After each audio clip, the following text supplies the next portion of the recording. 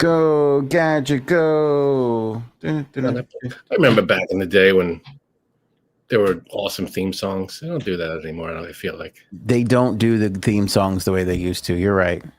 Not just cartoons, but like TV shows in general. Give me a 30-second to a minute of a real something you'll remember for decades. Yes.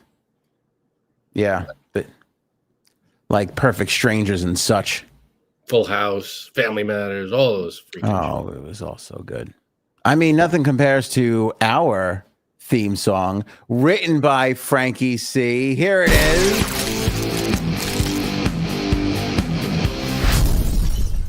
That is merely like 3 seconds of it. There is 2 minutes and 16 seconds of it that can be heard somewhere. I think Frank just puts it on in his car and just.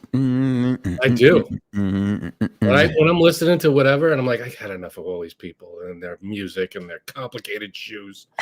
I just, I just throw on a little AOA theme song. Little theme song. I love it. I love it, Frankie C. Me and technology, Frankie C, not getting along. I have bad news for everybody. The top 500 comedian list is not ready. So it's done. It's in theory ready, but it is not ready for publishing is what they're telling me. So that's okay. You know what? We jump into the day's news, and that's the Department of Justice making another run at the Epstein grand jury files. If you remember, Frankie C, a little while ago when all the hoax stuff started, there was an attempt at the administration to release the grand jury testimony that was done twice for Epstein, and both times judges denied them. I think they went to liberal judges and they were like, see, the Democrats are holding this stuff back. It was part of the whole hoax conversation from what I remember correctly. But essentially it was the fact that the judges felt that they needed to preserve the sanctity of the grand jury process, which is only done under, concealed testimony. How could it be a Democrat hoax when all the Democrats are the ones yelling from the rooftops, release the Epstein files, and the Republicans were the ones going, oh, no, we can't release it. This was the move pre that. They were like, let's do it. And then it was like, oh, Obama and Biden appointed these judges and they're not letting it out. So I think it was a meditated thing. What's the excuse this time? Well, so again, the DOJ has asked judges to authorize the release of these grand jury materials for both Epstein and for Ghislaine Maxwell. They asked two judges in the Southern District of New York to authorize the release of these transcripts and exhibits from the prosecutions. U.S. Attorney Jay Clayton, whom Attorney General Pam Bondi tapped to lead an investigation into prominent Democrats associated with Epstein, signed a motion asking judges who oversaw both of those cases to release those materials. The statement said, in light of the act's clear mandate, referring to what Congress just passed, the court should authorize the Department of Justice to release the grand jury transcripts and exhibits and modify any pre-existing protective orders that would otherwise prevent public disclosure by the government of materials, the disclosure of which is required by the act. This is what the motion said, referring to the Epstein Files Transparency Act, recently signed into law by President Trump. While the motion noted that the law allows redactions to seal materials that would just jeopardize an active federal investigation or ongoing prosecution, the filings did not mention the recently initiated investigations into Bill Clinton, Larry Summers, Reid Hoffman, ordered by President Trump, which I'm looking forward to seeing what happens there. Citing the 30-day deadline, the Department of Justice requested an expedited ruling on the motion and said it would work with the relevant United States U.S. attorneys' offices to make appropriate redactions of victim-related and other personal identifying information. One of the judges subsequently signaled plans to issue a decision about the releasing of this material by mid-December, noting that the Department of Justice motion was silent as to the rights of victims. So we'll see. The Department of Justice is facing a December 10th deadline. So I don't know if we're necessarily going to... It was 30 days since when it was signed. When was it signed? I thought it was okay. Maybe you're right about that. Actually, you're right about that. Well, regardless, this seems like a long shot. And you know what was interesting? The judges the last time around, they said, the sanctity of grand jury, blah, blah, blah, protected. But they also were like, hey, you have a lot more files that you're holding on to that you could also release too. That was also in the judges' rulings last time they rejected these things. Yeah, so this is insane. It's just, I understand the survivors, the victims. You don't want to put their names and their information out there. I feel like unless I'm missing something, that's the only thing that should be redacted. Yeah, well, like we said, in the act itself, it very distinctly says you can do redactions, but you have to explain them. So, essentially they can take out whoever they want, but you're going to have to answer for it at some point. Like at some point, these things can be classified 30, 40, 50, 60 years from now. And then we're going to find out that that's where we're going to find out all the BS that really happened here. I mean, nobody wants to know if it's just literally paper files, then okay. I don't want to see any materials of, like video. I just want to know, just give us who are the scumbags. That's what we want to know. Who are the scumbags and how do we get them to serve, to serve justice? How do we unscumbag the country? Right. That's what we need to know. The rumors, meanwhile, about Trump have been running rampant. I mean, Michael Wolff will not stop about these photographs that are out there. It was brought up again about the grape. Frank, grape. We have to say grape because thank you. You can't say the other thing because of the algorithm. The case that was filed against President Trump and Epstein just prior to the 2016 election that was then pulled back because the victim felt like her life was in danger, so she didn't want to proceed with it.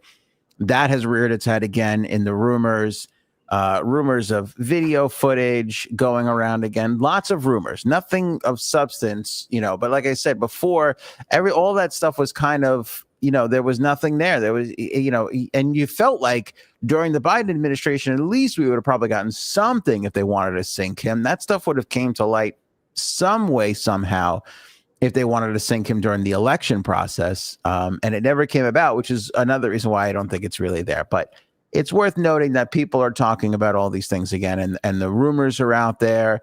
Photographs are out there. People are saying there are photographs of him with, maybe not in the act of doing something lewd, but President Trump with Epstein at his home with young women, who knows? We'll see. If they exist and they're out there, I mean, I feel like but the problem there is as soon as they come out, he's going to go, oh, that's AI, that's fake. Everything that comes out, his defense is going to be, oh, this is all made up. It's a hoax. None of this is real.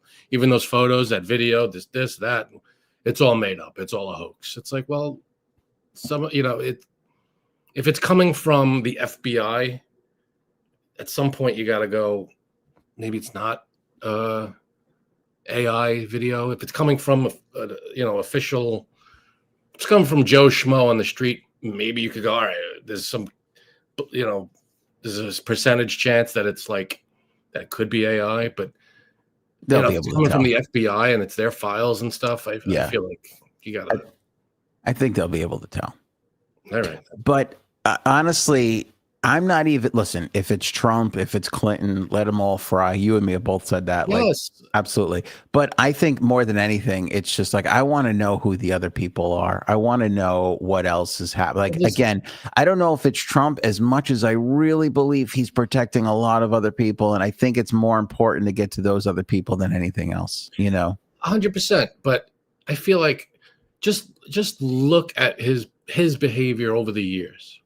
And all the things he's admitted on camera and in front of microphones, just that stuff alone. And you're like, oh, I mean, just imagine what he hasn't said. The guy is a creep. Would you be able to confirm? Sorry. Don't mind me. She'll do.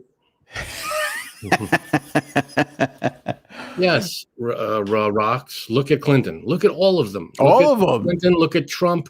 Look at everybody who's in those files. All of them. You know, we're catching a lot of abuse on, especially the clips from people who don't know us, you know, accusing us of Trump derangement syndrome. And I answer them all the same. I go, only Frank has Trump derangement syndrome. No, the people, like I said, the people who have Trump derangement syndrome are the people that wear the hats, the shirts, the flying a million flags on their trucks. That's derangement. People who want scumbags to serve justice and to stop being scumbags. Yeah, that's not derangement. I feel like that's just normal behavior. Well, either way, I will say this: you've been very open and plain with you, Clinton, whatever. It doesn't matter to you as far as, and that's what I keep trying to tell. That's what I keep trying to tell these people. Like, oh, this or well, the right. Well, no. When it comes to Epstein, there's no right versus left. It's who was involved and who wasn't. That's the difference. The left, for the most part, goes, yeah, whoever's in the file, get them all. And the right goes, oh, it's not Trump. Well, let's be fair, though. They put Clinton back on that Democratic National Convention stage a whole bunch of times after all these rumors were out there. They were still relying on his star power to get Biden elected and all that stuff. And they could have taken a better route with all that stuff, and they didn't. Yeah. So they're not without let's not pretend the Republicans are, you got Clinton, sure. But then you go, all right, well, let's put Trump as the president. I mean, there's a difference between having Clinton speak at a rally and having Trump be the leader of the Republicans. Trump's in the files way more than Clinton is, but they're both in the files, so let's look at both of them. Well said, my friend. Meghan Markle caught stealing this one. Caught stealing? Caught stealing. Red-handed. Caught red-handed. Oh, yeah. What are you talking about? Oh. Like stealing, like shoplifting? I mean, she might as well have been. Okay, so all right, this is a misleading headline if you ask me. It's not. Okay, so a few years ago, she did a variety photo shoot. Okay, so we know what she wore at the photo shoot. Now, some of those wardrobe items went missing after the photo shoot. Okay, where they went, nobody knows, because she was like, oh, I don't. Okay, fast forward to the other day, she puts out an Instagram of her promoting her holiday special. She's wearing one of the dresses that she wore in the variety shoot that went missing. Okay, pretty funny. Okay, so it's not Markle derangement syndrome over here. She forgot what she stole years ago and wore it in an Instagram promo for her holiday special. Couple of questions. Yeah. One, did they ever approach her and go, do you know what happened to these dresses? Or was it assumed, or did she assume that she could keep whatever she was wearing? According to a report from reporter Paula Froelich, she says that during this variety shoot, a lot of her wardrobe went missing, and that one of the exact dresses, because it's like a sleeveless, it's only like one, there's like a strap here and there's nothing on it. She's wearing the exact same thing. It's the thing that she wore on the cover. Can we see the side-by-side? Is there a side-by-side of her at the photo shoot and doing this Instagram thing? That's an excellent question. I have the Instagram that we can show you. That I can show you. Because all right, I can't show you the other one because we don't have that. That we're not allowed to show. I don't know what it's like for the fashion runway stuff. Is there any kind of possibility that she could have been under the impression that she could take wardrobe if she wore like what, two things? I don't know how many changes they go through during a fashion shoot, like how many things she walks out in. Was it a photo shoot or was it like a runway thing? No, it was like a photo shoot. Maybe was she under the impression that she could keep the stuff? I don't know. Was there a statement from her? What do thieves say? I thought I could keep it. I mean, first of all, it's wardrobe. Like a lot of the times, you don't really get to keep the wardrobe from TV shows, movies, photo shoots, etc. But maybe because it's a fashion thing. I don't know. No. All right. Stop trying to defend. Trying to benefit of the doubt it here, man. I'm trying to devil's advocate. Doubt this thief. Downright fucking stole it. That's the green dress. I don't know if you could see it. It's not the greatest. Dark, but it does, all right. So, that she is accused of stealing that from the thing. Yeah, a $1,700 dress. $1,700 dress. Meanwhile, she is panicked, according to several reports, because King Charles and alternate queen, what's her name? I always want to say chlamydia. What's her name? Who? Not Diana. Diana's replacement. Oof. What is it? Charlemagne? No, that's the guy on Hot 97. Queen Chlamydia. What's her real name? Clemenza? Camilla. Thank you, Lindy. And Christella. Thank you, Camilla. Yeah, I looked it up. I got Franken Cuddles here. Can't get me a goddamn name, but thank God. Well, Chlamydia would have been a better name. Camilla. Thank God you're here, Frank. Yeah, Camilla. So Camilla and Charles are coming over for the 250th birthday party for the United States of America. William and who's Kate? Caitlin. What's the other one? Listen. What? Yeah, Kate. Kate. Thank you. I thought you said Kate Hudson. I'm like, that's Middleton. Kate Middleton. They're coming. So now they're all sweating it out because they're like, well, we're right here in the United States. You're coming to the United States for a party, and now you're not going to sit at our table. You're like, can we come? Like, they're like, they weren't. United States is a big place. I doubt they'll just run into each other at the local 7-Eleven. But I'm saying the king and the alternate queen were they're confirmed they're coming. Prince and William and Kate are coming, and no word on whether or not they're gonna, be with the other two were invited. We don't know that, not yet. They just. It's not their call. It's not the king's call and the queen. No, I know, but Meghan and Harry are in a panic because Harry. First of all, Harry is desperately trying to put together his family back together, and he's got Skankzilla over here going to every Kardashian party and stealing dresses from photo shoots, acting like a big fucking trailer trash embarrassment, right? Like out there, just ruining his chances to reunite with his family. And now his family's coming over here in the country that he currently resides in for its 250th birthday celebration. And he's not going to get invited to be there with them. Like, What do we, Princess Kate? I think Kate Hudson is her preferred name. That's the... okay. And then the third story, talk about preferred names. Okay. So the third story, she just did, what was the magazine? Bizarre magazine, which is very appropriate for Meghan Markle. Is it Harper's Bazaar or Bizarre? I forget what they call it. I don't know, man. Anyway, the writer writes in the article that she goes over to, I think they did it in New York City or I forget what it was. It doesn't even matter. Here's the point. Here we go. This is what Catherine, Princess of Wales. Okay, there you go. The reporter goes over to where Meghan Markle is, and it's how do you not have diabetes? Is that cranberry juice? What do you want, your period? Shout out Departed. It's Snapple Apple. Oh my God. Like you need, that's.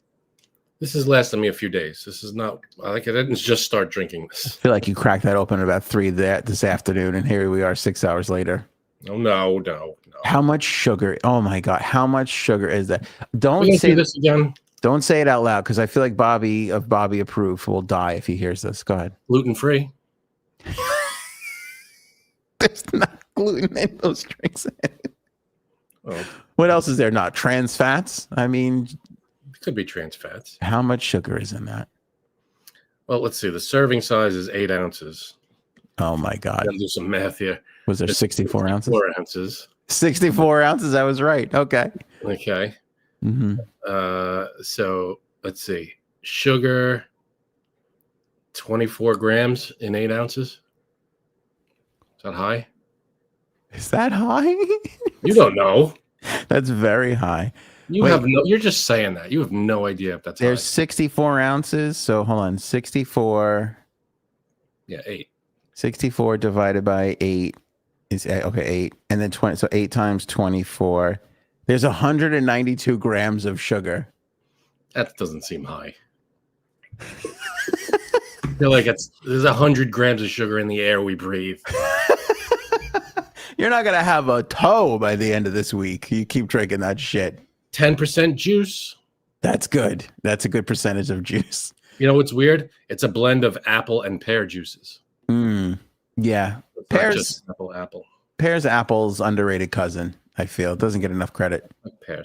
There's so many different kinds, too. Let me just correct fat. Paul here for a second, who says that I have a doctorate. That is not, I am not an MD, and I am not a multiple MD, as you describe, Paul. So just to clear up the record there. Oh, unless you were talking about Meghan derangement syndrome, in which case, then yes, I do. That's what that is. Oh, okay. Got it. Anyway, so the third thing. So the reporter goes to Meghan's place to go interview Meghan Markle, and Meghan Markle had an assistant open the door for the reporter and announce Meghan Markle as she walked into the room. What kind of pompous fucking asshole do you have to be? You're not even a royal anymore. I would do that. It's if I was at that level, I'd be like, someone's got to announce me everywhere I go. But she's not a royal anymore. Why are people still announcing Meghan of Sussex as she walks? You're just fucking Meghan, the trailer trash, dress stealing, blueberry sprinkling piece of average normal shit. You're not special. Damn. Stop having people announce you come in the room. You are brutal. I got to get it all out now, because if I take this anger into Thanksgiving, I'm gonna eat too much. So gotta let it all. You gotta get over that. You gotta see like a therapist about this Meghan Markle stuff. You're probably right about that. Also, to be fair, I'm just drinking water, and I'm not feeding my emotions 192 grams of sugar. So. It's hard for my emotions. This is for my taste buds. Oh my God, they're good. I think I would be dead. If I drink water. It's just water. Yeah. Water. It's not. I don't know how good it is when your oldest friend and then all your internet friends are just like encouraging you into therapy. I feel like that's a signal I should be listening to. Anger issues, and you got the chip on your shoulder about this person. I'm really annoyed at the AOA staff for not coming through on the top 500 comedians. The work it took just to get to 500, and then we can't take it. I couldn't name 50. What? I can't name 50 comedians. I don't know how you got 500. I'm just saying I couldn't. It's right. It's here. I have it. We could read it. It's just be useless. We can't present it to the people. It's driving people. You want to read it? No. I don't know if we want to sit through 500 names, but we could do like the top 20 or something. Which I've seen the list, and I vehemently disagree with most of the list. You don't love the list. I love that. Don't love the list. Okay. I like that. All right. Well, next episode, when we come back from Thanksgiving break, we'll have to get into it. Yeah, it's not an accurate list in my understanding of comedy. Frankie C., Anna Kepner, we talked about this unfortunate cruise ship passing of this young 18-year-old. We laid out all the interesting facts of this little case here with her dad, stepmom, step-siblings. We think it's a step-sibling. Again, clips go out and people comment on the podcast days later and everything else.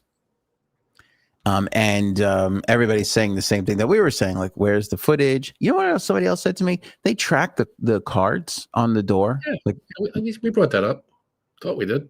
Did we? No, like they know who scanned. Like if I have my estate room card, I scan in. Yeah. And then Cuddles scans in. Like they know Cuddles scanned it. Yeah, I didn't know that. That makes sense, but I wouldn't think that's something they kept records of. And the only thing you can't track is who leaves, because you don't have to scan a card to leave. Right. But you have to scan. And they, with the case from the 90s that Aaron did the episode on, I can't remember the young woman's name off the top of my head, but they had the same issue. They could track cards going in, but obviously not anybody leaving. So that presented a problem. Because because you don't have to scan the card to leave your room. Yeah. Well, I mean, in the case of the ocean is wet and the sky is blue, today's news is that they have officially ruled her death a homicide. So, yep, as expected. That seems to be the case. Now, yeah, you're right. I feel like they have to have some suspects, maybe, right? I mean, I feel like they got to narrow it down to who. Yeah. If the victim is in the room, you have to narrow it down to who. I mean, yeah, someone could have taken a card and gotten in under someone else's card, but you start with whose card, and you got the list of people that accessed the room after you have to coincide the lists. You have to put them together. You got the list of people who went in and out of the room, plus there's got to be camera footage of people going into that hallway at least. It's the camera footage, though. I don't know if it's the camera footage for me, because let's say she scanned into her room and her stepbrother walked in with her. Like, they don't know that they don't know who's with her. There's that, and there's also the off chance that someone took someone else's card to get into the room. Right, it could be. That's a small chance, but you don't know. But yeah, the camera footage, you coincide the two. So if you have the camera footage and you could get the time. The camera footage, maybe the time. Camera footage is going to be everything. It's 99% of it. Right. And if those cameras got Epsteined, who knows? I mean, that's which, I mean, the technical glitches happen. I mean, just look at our show. Our show is all technical glitches. We're not a multi-billion-dollar cruise company. No, we're not. We wouldn't be good at that. We would be sinking ships every other day. Don't put us in charge of cruises. No. But I feel like I don't know what the setups are for cameras by the cabins, on cruise ships. I don't know if it's like one that shoots down the hall and you can see, or is it like every 10 feet? I don't know what the setup would be. Yeah. But I got to imagine they got to have hallway cameras. And from the time she was last seen going in, who went in and out? Because she obviously at one point went in and never came out. Or did she go in? Did she go in on her own? Like, in other words, was she alive when she went in the room?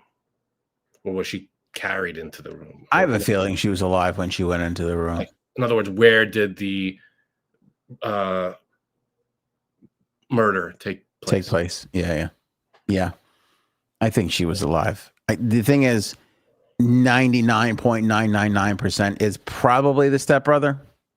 But what people don't understand, the court of public opinion, you've got to do that. You got to make sure it was, because if it was the person, the cleaning person or some weird creepo dude on the crew that knocked on the door, you got to know that. You got to get all the evidence. You got to have it all. You got to prove what's taking so long, because maybe they have it, they're just not saying yet, but the kid is still a suspect. He has not been arrested. This is 17 days going now. What is taking so long to check that foot? It feels like this should be something that was done within the 3 or 4 days since he got off the boat.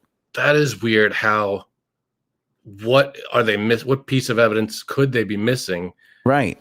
That you just said that nobody's been arrested yet. Makes me think that the cameras, something didn't work. It was too far away. It was blocked. He can't identify. Maybe he's wearing a hoodie or something. Who knows what? I mean, there's got to be something going on that makes you think, ooh, this, because it's too long. It's way too long. You're right. Is it wearing? Think of that.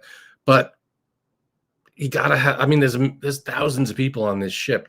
They gotta have a timeline of where she was, just like the other case. Where she was last seen in public, and just track her whereabouts throughout the ship. There's more cameras on this ship than there were in the 90s. So you gotta have. Right. There's gonna be, was she at the club or at the food? The kitchens or the restaurants or whatever. She's going to be. They're going to be able to track her all over the ship. And the only place there aren't cameras, from my understanding, would be the rooms. The rooms, that's it. But outside, the balconies have cameras, but they're not pointing into the rooms. Again, they're pointing just one way, so you can see if anybody falls off. And then the hallways. You're right. They should be able to track her. I feel like just from the cameras alone, that should be. I mean, yeah, 30 years ago or 20 years ago, it was difficult because there were only a few. But now with cameras everywhere, I feel it's got to be maybe not a slam dunk, but they got to have something. They should. Because at this point, I'm ready to, I don't know if it's the brother as much as it's the same person who killed Charlie Kirk.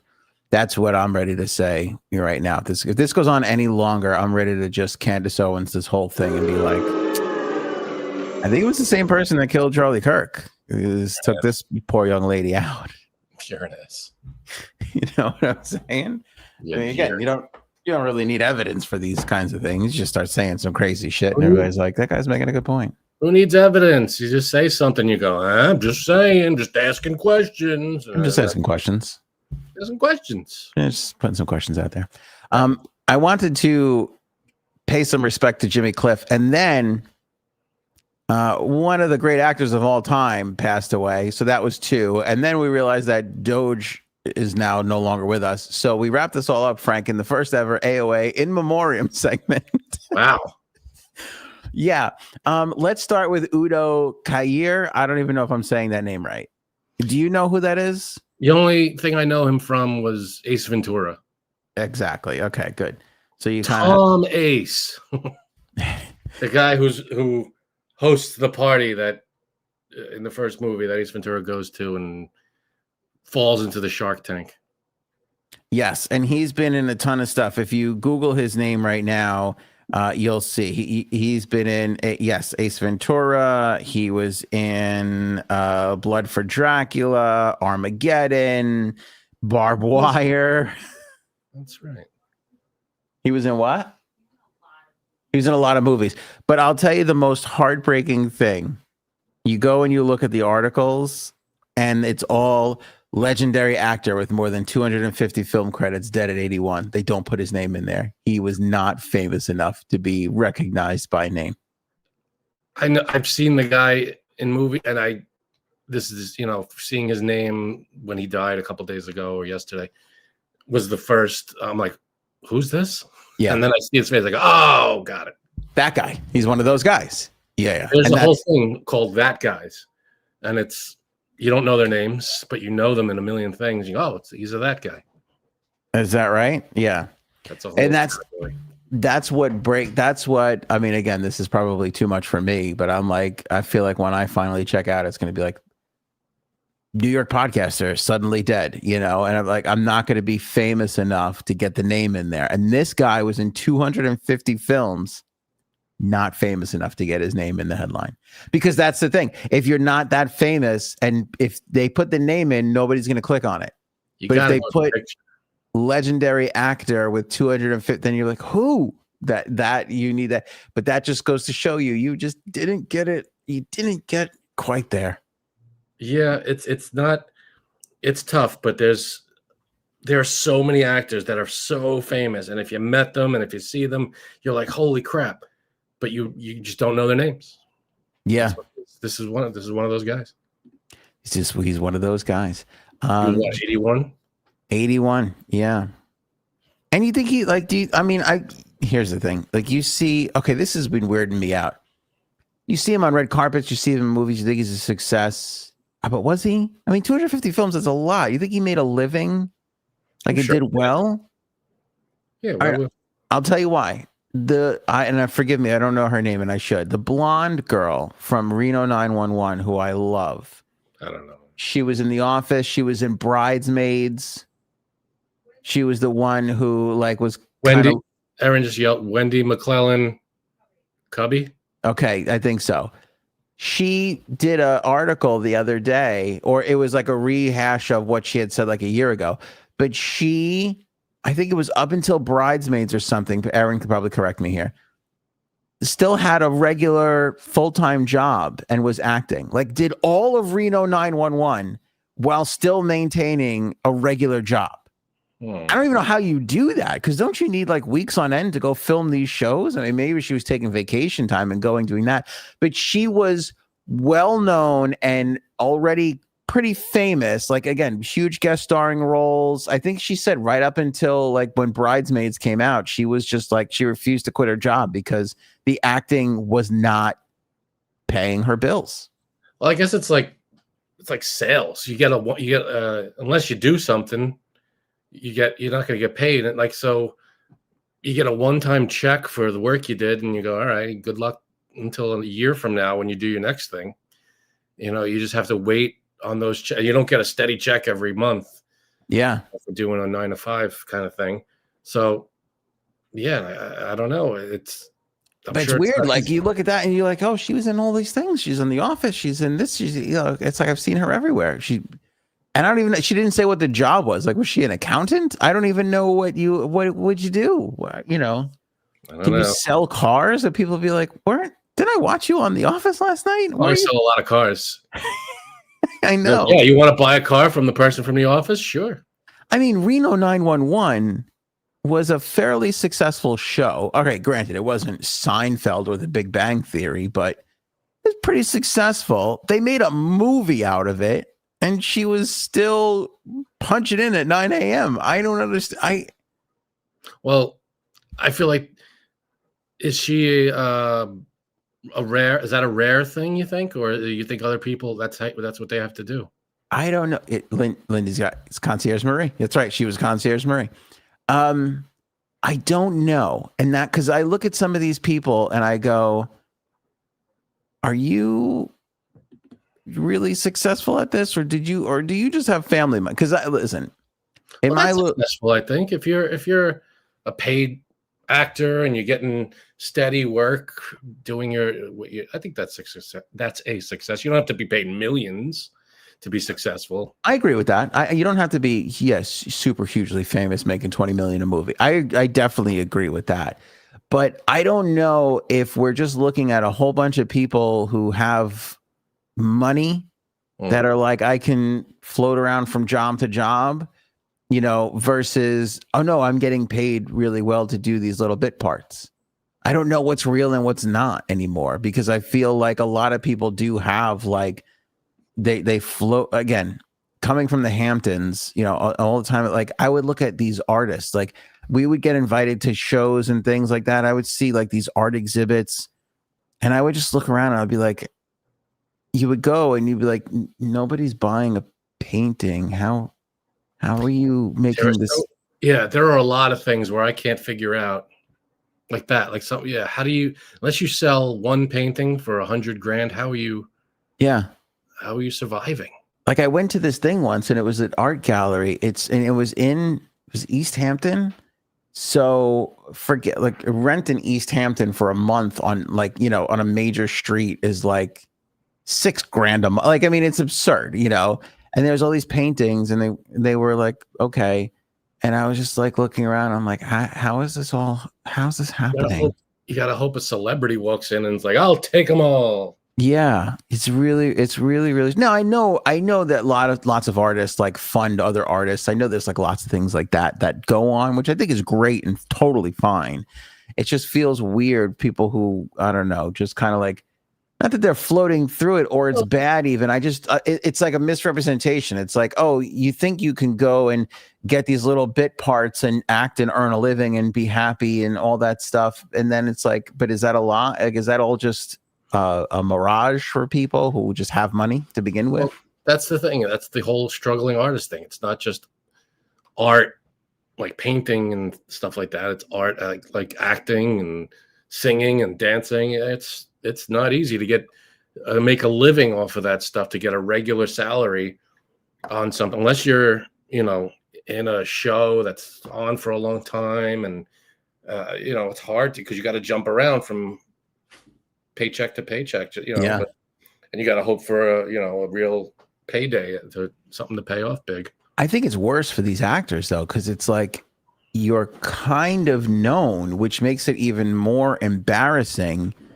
But it's like once you're kind of known, that makes it a little easier, No, but she was known. People knew who she was, and she still needed to do a regular job. Like, I don't, I always think about, I know it's a fictitious movie, but the wrestler there, like he was like scooping potato salad in between matches and everything. And people were like, Weren't you the guy who sold out Madison Square? Like, like that must be so. Yeah, I don't. We'll get to more of this during John and Kate plus 8. Last thing is Doge. Doge just disappears, just goes away. The administration confirmed that what's the word? What a raging success that was. They just, I can't. Let me see what word they use exactly. So not dismantled, but they just stopped it. Yeah, it's just like, yeah, we're not dissolved. That thing we were doing. Yeah, just don't show up anymore. We're done. The doors are locked. Don't come to work. Yeah, federal officials say that Doge, Department of Government Efficiency, has dissolved, even though it had several months left on its mandate. What a stupid thing that was. Office of Personnel Management Director Scott Kapoor confirmed to Reuters earlier this month that Doge doesn't exist as a centralized entity. Yeah. I have to tell you something, though. I'm disappointed, and I'll tell you why. This was a real legitimate chance to correct a lot of wrongs that we have in our current corrupt government. In theory, it could have been. And let me tell you who I blame for this. Okay. I blame, first and foremost, Meghan Markle, because she deserves a little bit of everything. Makes sense. I blame the Democrats for overreacting and just taking it away, not recognizing the potential in what this could have been if they would have just supported it.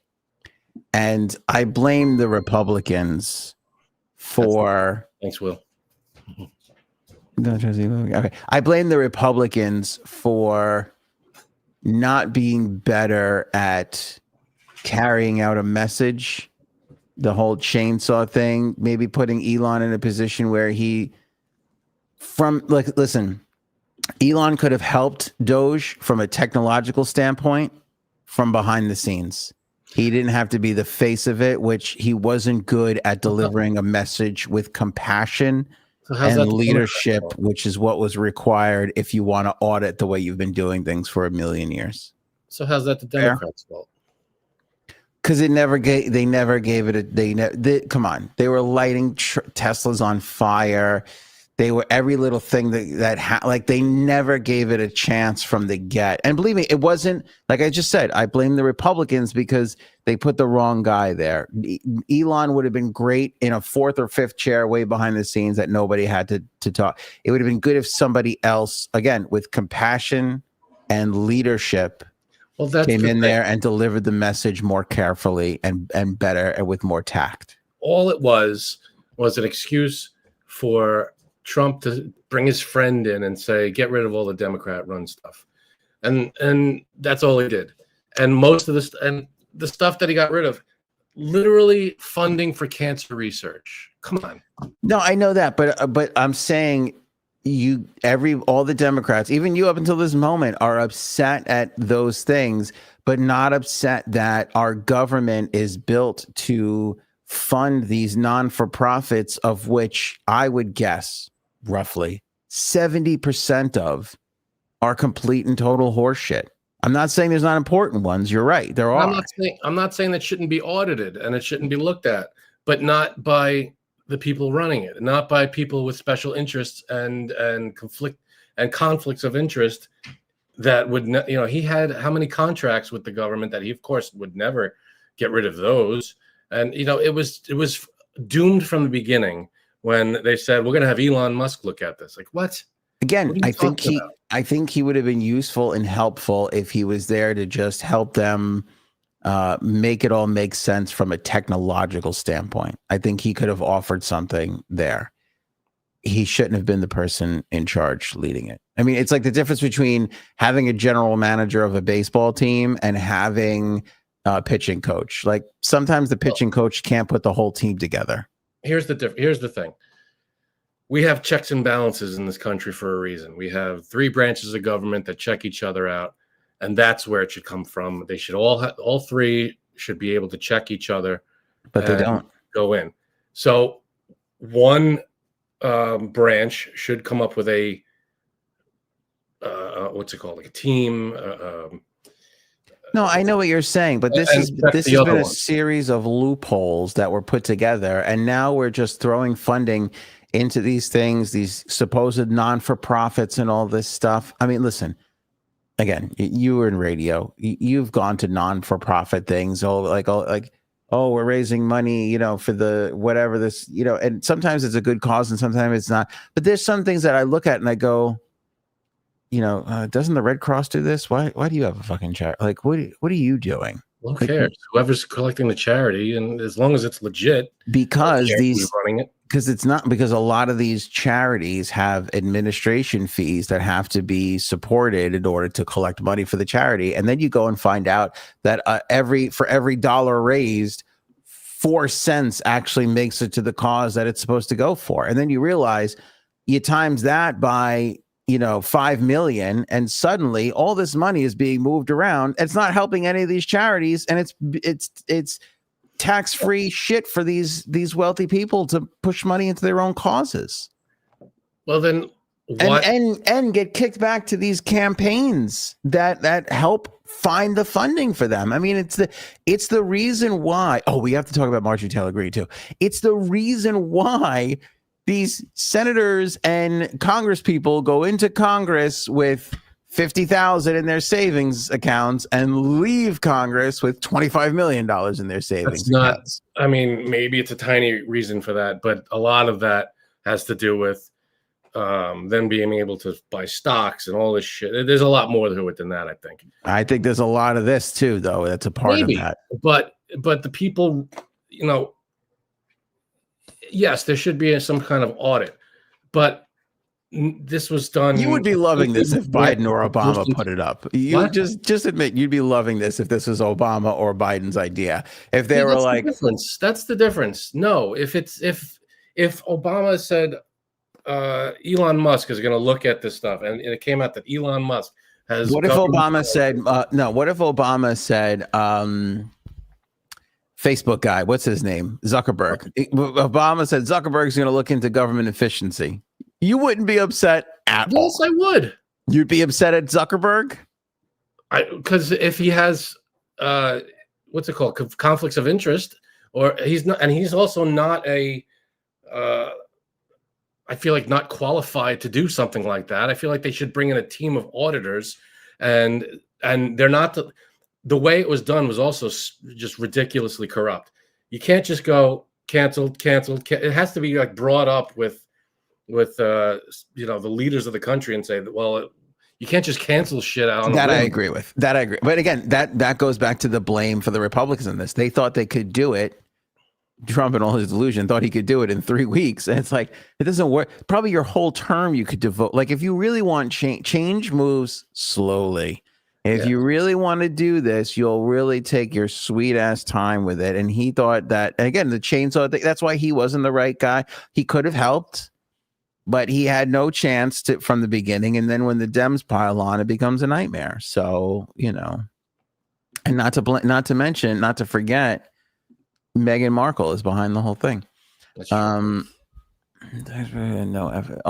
Obama said tax cuts for the rich and cut programs for the poor, no effing way. Exactly. That's the difference. He wouldn't do that. So if you're saying, oh, you would love it if Obama, he wouldn't do that. Obama wouldn't do the things. He also didn't come up with the idea, which I thought that the administration should get some credit for that. I mean, at least they were trying to root out some corruption and BS. Nobody gave that an ounce of consideration.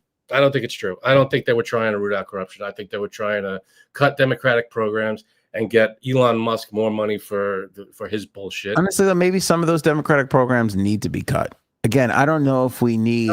Is it up to you or me, or who is it up to? No, it's not. But I don't know if we need 5.5 million cancer charities. I feel like we might have a better chance if cancer charity, if that was all concentrated, and that we weren't just like, it's like too much like competition in capitalism is good. Too much competition in charity, I don't think is good. Well, it's not competition, it's cooperation. If you have 10 charities as opposed to one, you get a wider reach, and you get more as long as it's going to the same cause. Sometimes, but I think what you're overlooking is, again, these charities are paying boards, presidents, Well, yeah, I think fundraising people. That's a lot of hands in the pot that might not need to be there if we had a few less charities. Well, I understand. Well, that's the thing that should be kind of like ingredients on a product. It should be, you're donating $1. Here's what's going where. 50 cents is going to this. 17 cents is going to this. 2 cents is going to that. It should be very laid out. If it's 100% is going to the cause, wonderful. You know, even if it's whatever it is, as long as there's an understanding that this is what you're donating to, and if nobody likes the charity that is taking 10% of it to pay their people, then that'll go away, or people won't donate to it, and the other ones will get more. But I think there's room for more charities. I think that when it's a charity, it should be a charity, and there should be, you know, it should be volunteer. It should be, that's the way, you know, I don't know. I just don't know about, I know there's costs, you know, you have to buy food and stuff, and maybe rent office space and stuff like that, but I don't know. Maybe there is a cost when you run a charity. There has to be some kind of, you know, if I was to run a charity, I wouldn't, would I have to buy, you know, what would I have to do to start that? You know, do I need to rent offices? Do I need to, yeah, to a degree, but that's what I'm saying. Like, all right, you have a breast cancer charity, obviously noble cause. Everybody wants to see breast cancer eradicated, but like I've been at events where it's like I was like, there's 2 breast cancer charities here. Like, we both get like, shouldn't we just to the one? Well, and the one will put it to where the money needs to go. Like, why is there 2? What's the difference? I mean, double the administrative fee. That's what I'm talking about. Is like it's the same amount of people. Not necessarily. No, not necessarily. You have 2 presidents. 100 people in this one and 100 people in that one, and you just combine the name, you still have 200 people. Yeah, but I mean, again, because they're both competing out there for the same fundraising dollar. If there was just one, they might only be able to run one charity with like 100 people or 110 people. And then that's a lot less you have to pay and take out and take away from where that money should be going. I do think it's weird that 2 charities are at the same thing for the same cause. It happened in the city all the time. Happened in the city all the time. But I mean, maybe it's a matter of some people prefer this charity. They know it better than that one. Some people like this one. They know it better than that one. So maybe. And listen, yeah, I don't want to sound like an asshole here. I'm not saying there's not great charities doing amazing causes. There are. But just like anything else, when it's just freely thrown out there and not really looked into, you start to realize there's a lot of people taking advantage of this thing. I saw a story the other day. This newscaster, I think in Seattle or something, is going to jail because she stole $64 million from the COVID relief thing. Her and her husband set up all these PPP scams and pulled $64 million out of the whole thing. Why couldn't you just say I'm the president and I can't go to jail for stealing from charities? Because that's what he did. Is that what he did? Him and his son stole millions from a charity. It was settled in court that they had to pay, I don't know, $2 million to some charity that they stole money from. But no, that's fine. He's not in jail for that. That wasn't a TDS flare-up right there. That wasn't a little... Well, you're talking about rooting out, you know, Doge rooting out all the corruption and charities. The man ran a corrupt charity, and he's the guy that's going to be put in charge of weeding out corruption in charities. To be fair, though, that's what you do. You start a charity once your stake/college university company goes under. Casino. I don't know, million casino / whatever the fuck. That Trump vodka was good, though, wasn't it? Tasted like failure. How could you be a celebrity today and be like, guess what? How could you be a celebrity jumping on Instagram and be like, hey, everybody, I have a vodka coming? Like, stop. At this point, go away. Go. Every celebrity that has started a liquor company has already started it. This is the same thing. We don't have room for any more celebrity liquor companies. If you got in under 2025, congratulations, you're in. Don't come to me in 2026 with your celebrity, liquor company. I'm just not. I can't. Well, there are. It happens. They come out with them and they get all 100% behind it, and Why can't they get in now? I don't get it. No. It's no. We gotta start slapping some wrists around here. Stop that. Someone came up to us and was like, AOA vodka. Couldn't do it. No, couldn't do it because it's been George Clooney, The Rock, Bert Kreischer, and Tom Segura, the Mint Mobile guy, Deadpool. There, he's got a fucking thing. No bathtub gin. Sorry, I wish. There's no room for it anymore. There's no room for any of it anymore in the vodka space. It's been done. It's been done to death. Anyway, John and Kate +8, Frankie C. Uh-huh. John and great. No, not them. Not them. I know it sounds weird the way I wrote it, but it's wrote it for whatever. He got remarried, and he remarried a 10. And if you've seen John and Kate +8. +8 +10? Yeah, basically. He's up to 18 now. Okay. He has been such a fat, pudgy, just garbage bag filled with jello. Like he's just just fat and middle-aged and awful. What has he been doing since John and Kate +8? Okay. Much like the celebrity thing we were talking about before. There was an article once in a video. You could probably go out there and see it. He's DJing. John and Kate +8 is DJing in a bar in like Buffalo or something, like Albany, like just some awful place. And there's nobody in the bar. There's nobody around him. And just one person is like across the room just filming him. And he's just like spinning, and he's just like so fat and just middle-aged and sweaty and just like former reality star. It's like 2014 or whatever it is. Nobody gives a shit that he's there. And they were like, the story was like, this is where John and Kate +8 became. This is what they became. This is what he became. And it was the saddest thing ever. And that image is burned in my brain, that this guy, and then him and the wife have been fighting over the kids. They like pit the kids against each other. And don't come at me with who's right and who's wrong. I don't give a shit. It's Democrats and Republicans. I don't give a fuck about either of them. I could care less. I think it's hilarious that the two of them are fighting over something. They're like pitting their children. It's the most awful thing you could be doing. And she's now banging the bodyguard, which he always suspected that she was banging the bodyguard, which is why she asked for a divorce in the first place. But she like made all the money, and he was like a loser. And then you see him in this bar DJing. And now fast forward to 2025, and he's married a 10. This is the greatest comeback since Britney Spears. I've never seen anything like this. Like they put pictures in the paper of the girl that he married. She's young and gorgeous. She's way hotter than Kate ever was. Kate could never be this hot. You must not have seen the video of him DJing to nobody. There's no way she saw the video. There's no way. Here, I'll give you this. I'll give him a little credit. He's cleaned it up too a little bit. He's mounted a little bit of a comeback. But this is on her Instagram. Maybe she should start DJing. People might show up for her. I mean, maybe. Or he could bring her to all his gigs. It's John and my girlfriend.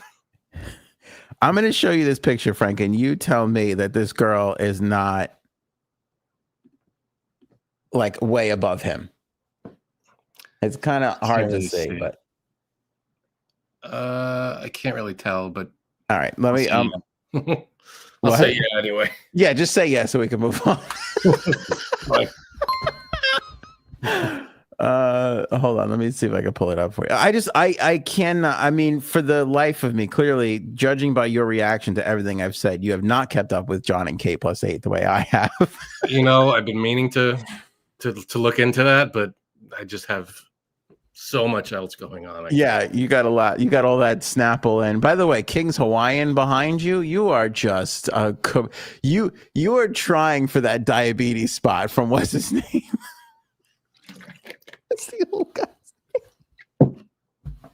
Who's the guy that goes? You want me to take over for Wilford Brimley? You are gunning for that Wilford Brimley commercial money.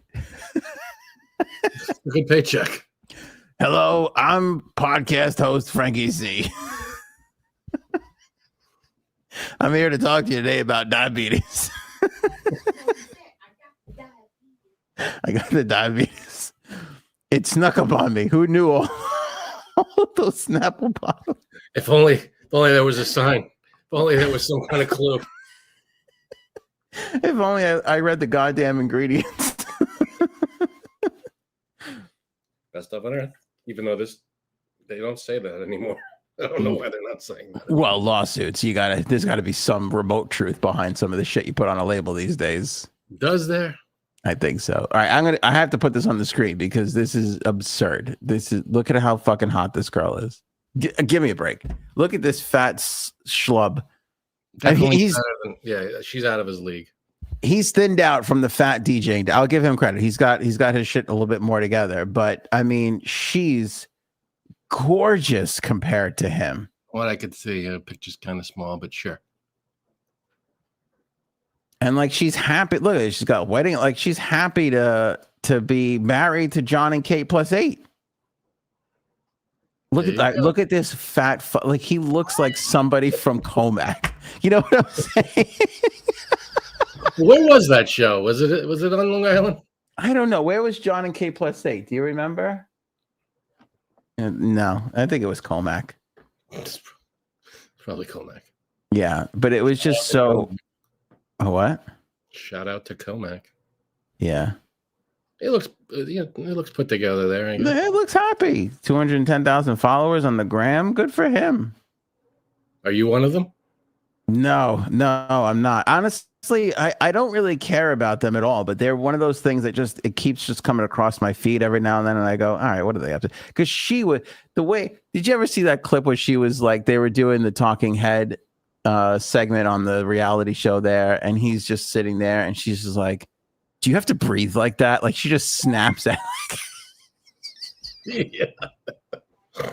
Cuddles just I've done that. Like we've all been there. We have all been there where you're like, why are you so ridiculous? And at the same time, you're like, I get it. I'm breathing like a fucking fat. I'm breathing like James Gandolfini over here. He was the king of that. Darth Vader. Yeah. R.I.P. Yeah, totally. Diabetes. You could do Life Alert too. It'd be great. We'll get you a couple. In the house. Yeah, I love a little Millhouse appearance. We'll get you a couple of appearance gigs, Frank. You know what was crazy? You saw the movie Cocoon, right? Wilford Brimley. Like a million years ago, yeah. I don't even remember that movie. So it was like a retirement home, and there are these rocks in the pool, and you go in the pool and you become like healthier, and then the aliens came and they took them away. It was a whole big thing. Aliens making old people young again. Wilford Brimley was in that movie, and he looked like classic Wilford Brimley, and he was like 50. He was like 50 years old in that role, and he looked like classic white hair, white beard, old Wilford Brimley, and it blew me away when I found out his age in that movie. Yeah, he was 50 years. Yeah, age people don't, especially actors. They play weird ages. I mean, he was playing a guy living in a retirement home, and Paul Rudd is older than him now. Yeah, well, look at the Golden Girls. The Golden Girls were in their 50s when it started. Compared to the Kardashian mom just turned 70. And it's like she looks like $1 million compared to them. It's a weird. It was people back in like the 80s for some reason. I was gonna say they looked 70.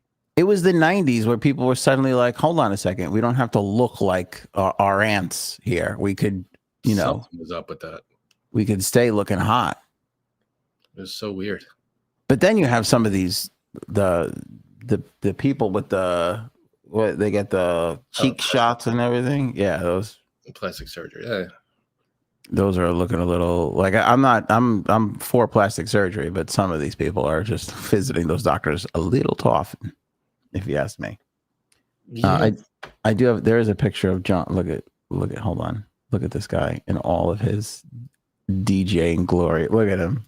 There he is. Look at this guy pointing back like Just DJing. I bet you can't see it, but there's probably nobody in this club. There's probably nobody there. Do you ever see that video of that DJ? It's like a big, I don't know where it was, but it's a big club. Everybody's dancing and he's on the stage and it's a shot. It's shot from the side angle of the DJ. So the DJ is in front of the guy looking to the left. And you can see like there's a screen in front of it so you can't see what the DJ is doing. Mm-hmm. And you see the camera go behind and you can see the guy, and it's literally just an empty table. And the guy's back there like this. He's doing the hand movements and stuff, and there's nothing on the table. Totally.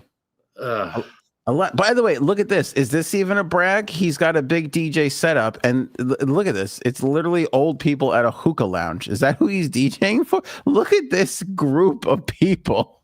Is this like I'm cool? What are you fucking DJing hookah night at the retirement home? What the fuck is going? Why did this make it to your Instagram? Like you're proud of this? 200 and whatever 1,000 followers, man. God bless him. The only person more delusional than John and Kate plus 8 John is Meghan Markle. It's really sad. The whole thing is really sad. And look at this. What am I missing? What am I missing? That sweet hookah DJing money.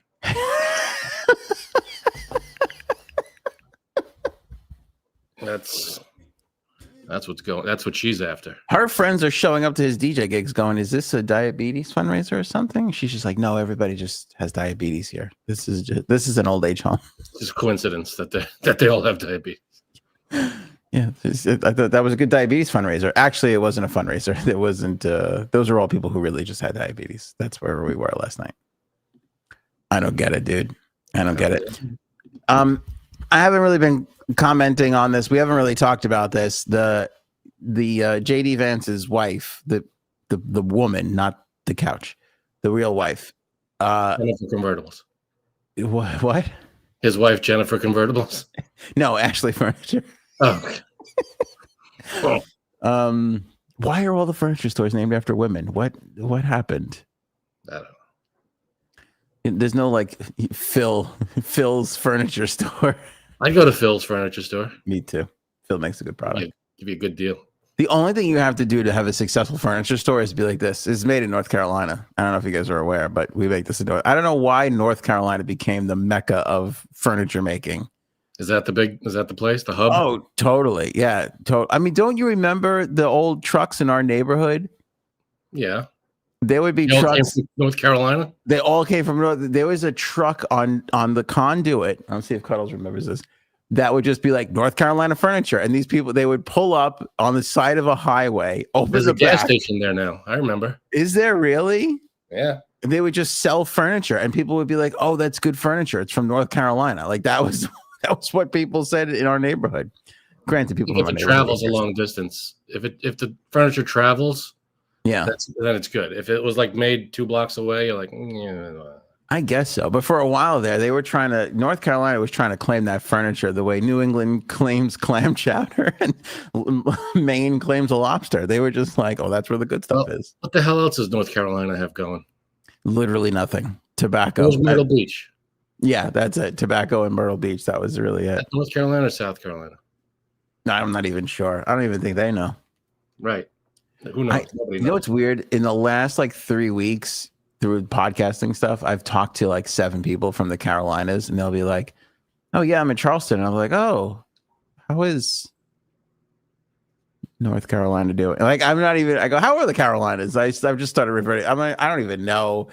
They're like, yeah, we're over here in Shady Brook. I'm like, oh, yeah, is that in the northern part of it? You guys have that Charleston Chew down there? Remember that? You still got that? Where's the factory? Is that down there? Charleston Chew? Yeah.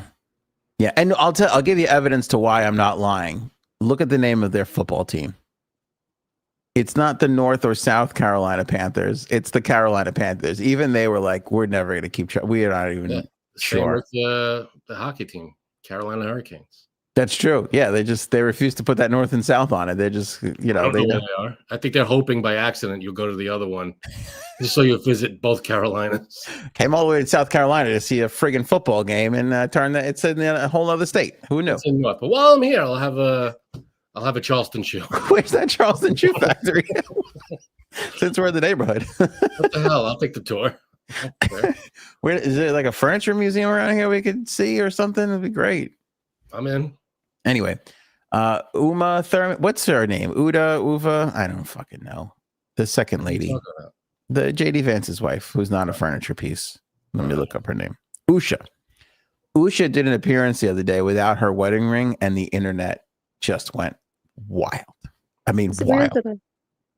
Is it weird that I think he would have preferred she was a furniture piece from what we know about him? Oh, absolutely. No, that's not weird. That's not weird at all. Right here, he makes her sit, pretend she's a couch. We'll be here all night if I keep going. The point is, she didn't have her ring on. The internet went crazy. I didn't feel the need to talk about it because it's like, whatever. It feels like right versus left stuff. But then she commented on it today. Like, it had gotten so out of hand that they were like, all right, we have to say something. And she basically just said that she forgot her ring.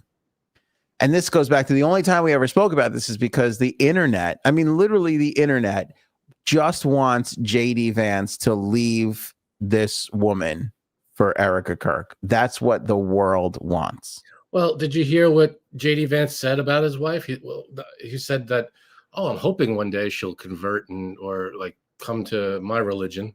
Did he say that? Yeah, he was in an interview and that's what he was saying. Did he really say that? That's really weird. He did. Not verbatim. I'm paraphrasing, of course. I thought he said, like, I wish she was posturepedic. That's what I heard he said. Yeah. A little more cushion for the pushing, if you know what I'm talking about. Oh. Hi-oh. And then, you know, after, never mind. See, you got. I got another one, but it's bad. It's not worth it. It's not worth it. It's good, but it's bad. Members only. Maybe it's members only area. It's members only material. Yeah. Speaking of which, become a member. Link in the description below. If you haven't joined up yet, you can for as low as $2.99. There you go. Frank, the sound of pity laughter after I make a joke can only mean one thing. Aaron is here for another AOA game time. Goodbye.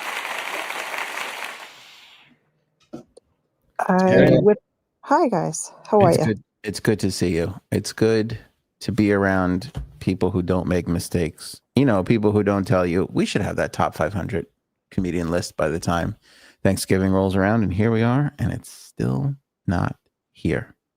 Yikes. Well, it helps. I whipped up a fresh game for you.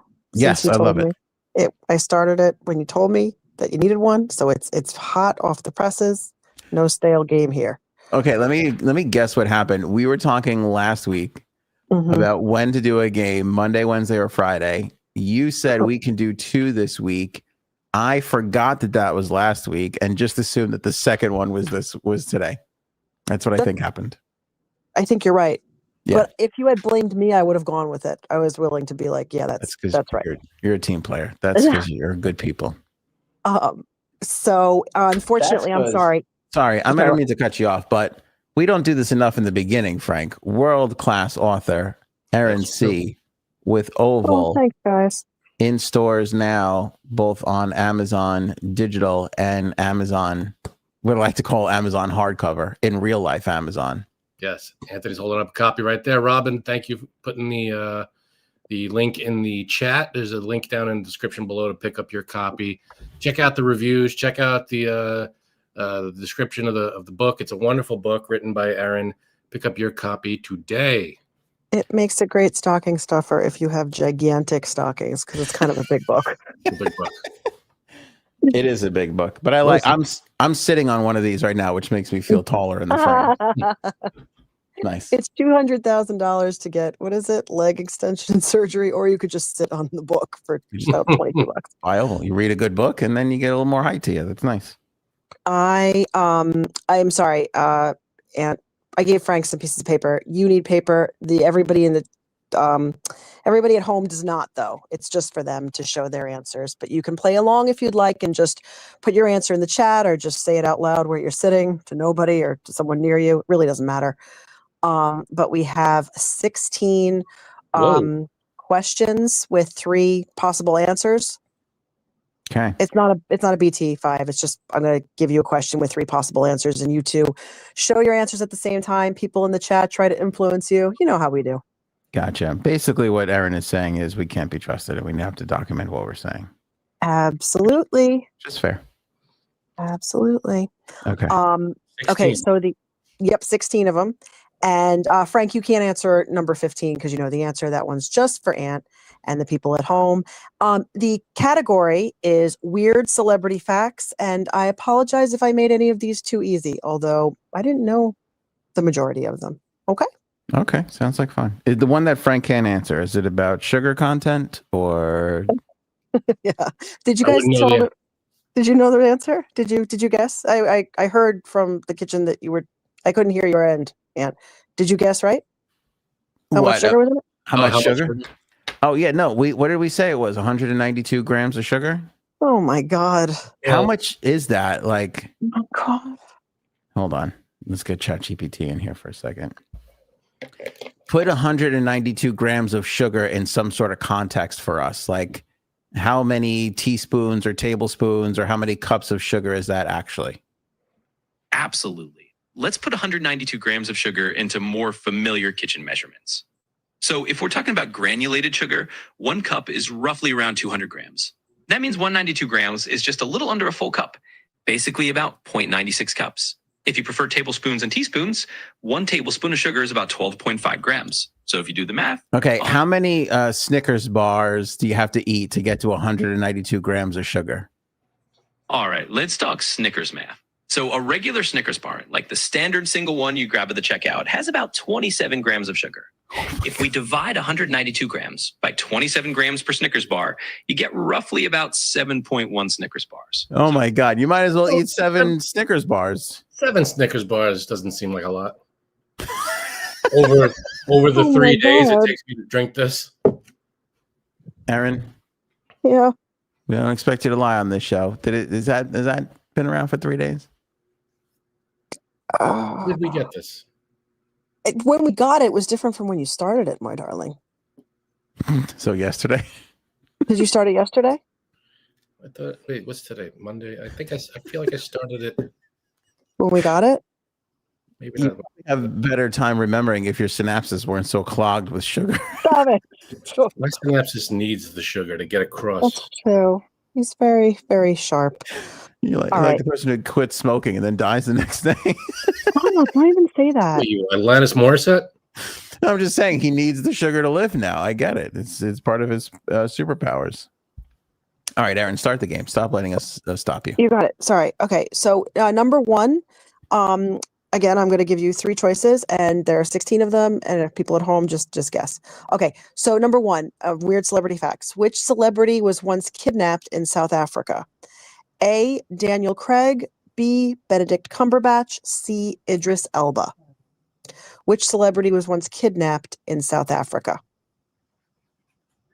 I'll say, Damn. and I can't really spell it, but I'll say Cumberbatch. Because I feel like the other two is going to kick ass.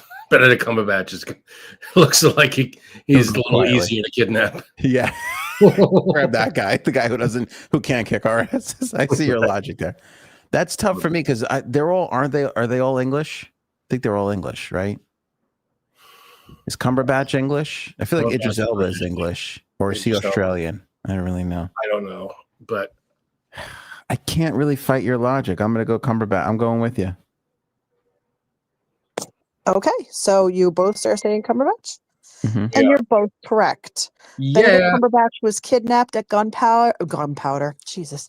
gunpoint in South Africa in 2004 while filming the BBC miniseries To the Ends of the Earth.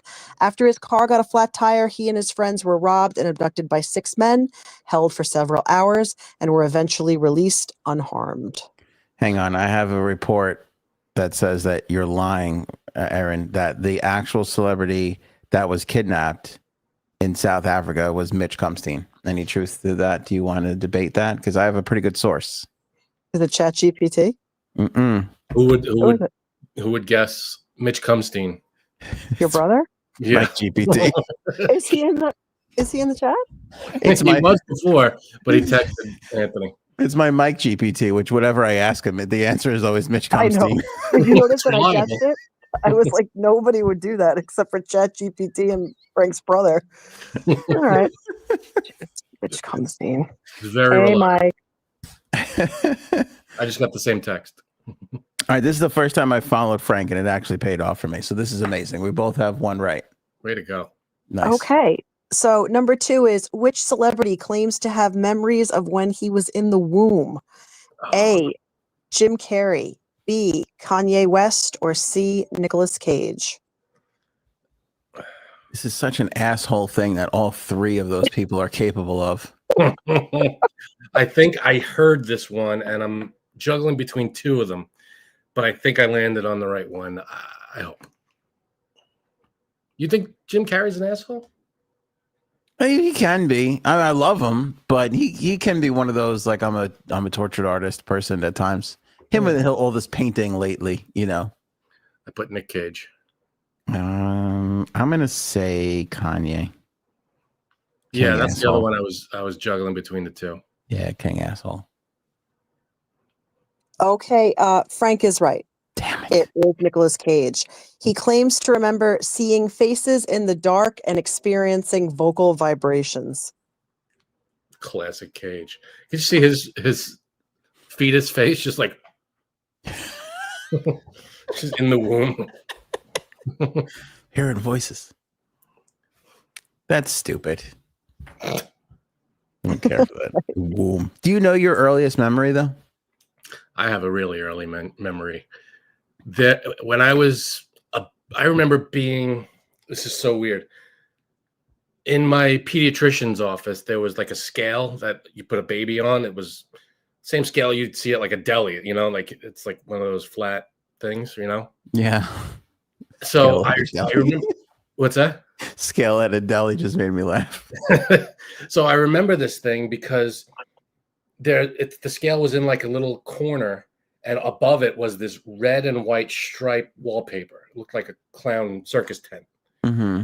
And I remember one of my earliest memories is being not enveloped, but just like surrounded by this red and white striped wallpaper. And I had to have been a baby being put on this scale in order for that, you know? So I feel like that was my first memory. And have you talked to your mom about this? Like, have you said that he was? I've seen it. You Like saw it. because it was my pediatrician, so I went to him for years, Mm. and it was always there. And I was like, "That's the scale," you know. I remember being put on that thing. That's So, interesting. yeah, it's very weird. Unless I had like a nightmare later on, but who the hell knows? Chat, do you guys remember? What's your earliest memory? I'm gonna regret asking that question. Erin, I remember- Yeah, I remember being bathed in the sink. The house that I think you've been to my parents' house before they moved. Mm-hmm. Have you? Yeah. Oh yeah.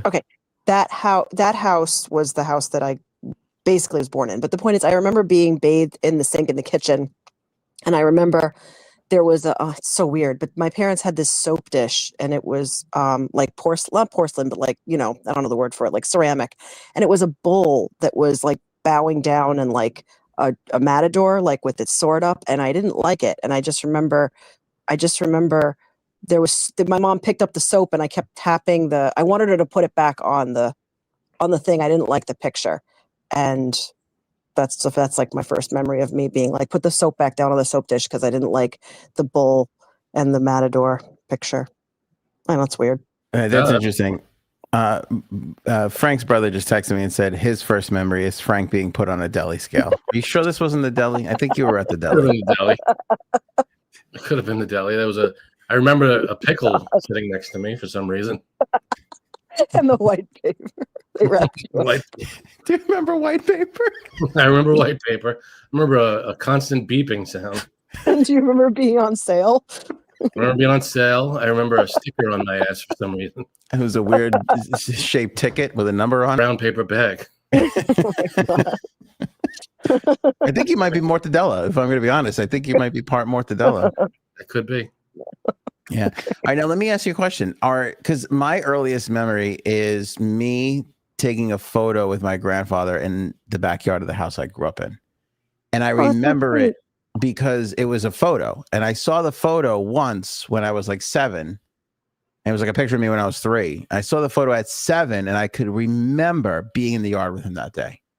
And now I remember that through that photo. Is that what happened to you guys? Like, did you see a picture of yourself in the bath, Aaron? And that's what triggered it? I don't think so. I don't think they took a picture of me in the bath. Frank, every time you get a roast beef sandwich, do you remember the time that you were weighed as a child? I kind of get flashbacks. And I'm like, please, no red and white paper. So there's no photographs of either of your memories? No, but I think so. I mean, there's my pediatrician's in the doctor's office where you sit and you know. Yeah. So there wasn't any pictures, but I went there for years, so I remember the scale, and I remember this little alcove thing that had like the striped wallpaper behind it. So that striped wallpaper, I feel like triggered that of like it had to connect with something in your head that was like, oh, that was I remember. Yeah, I wonder what it was for you. I remember the wallpaper being like larger than life, like it was very. Oh my goodness! Surrounding me, you know, it was like very weird. Yeah. Fun. Okay. All right. So I'm sorry, you good? No, that's it. Yeah. So for the next question, we'll get to find out who saw in its heyday Paris Hilton's sex tape. Because Paris Hilton's sex tape begins with what? A, movie concession treats singing Let's All Go to the Lobby. B, a memorial screen to those who died in 9/11. Or C, Conrad Bain from Different Strokes explaining that this is a very special episode. Now, it's one of those. I have seen this, and there's no way I would remember. I think I've seen her porn. I'm pretty sure. I don't remember it, but I'm pretty sure I had to have consumed it at the time. It sounds like a fast forward kind of a. That's what lead balloons. Part I of it. skipped that part. Yeah, those are. Is that so? One of those is really true. Yes. Conrad Bain. You know what's weird? Conrad Bain from Different Strokes. You know that's what's his name? What's his name, hon, in the show? Oh, Drummond. Yeah, Philip Mr. Drummond's dad, Mr. Drummond. Yeah. What's his? He's a twin, and his brother's name. It's like the coolest. I feel like I remember it being a cool name. What was it? It's Bonar. Bonar Bain. Conrad Bain's brother is Bonar Bain. That sound like a supervillain? It does. Why is your brother? Your brother's He's killing me now. I would have never made it past Conrad. I think he would have blew his load.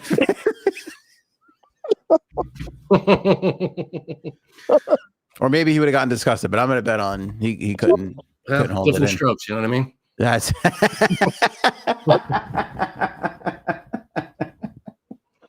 You're right, Frank. Who are we to judge? I mean, I'd have to say, okay, so it's either, what was it? Conrad Bain, a 9/11 tribute, and what was the first one? Movie concession treats singing Let's All Go to the Lobby. That's hilarious. Mm. Talking about Willis, indeed.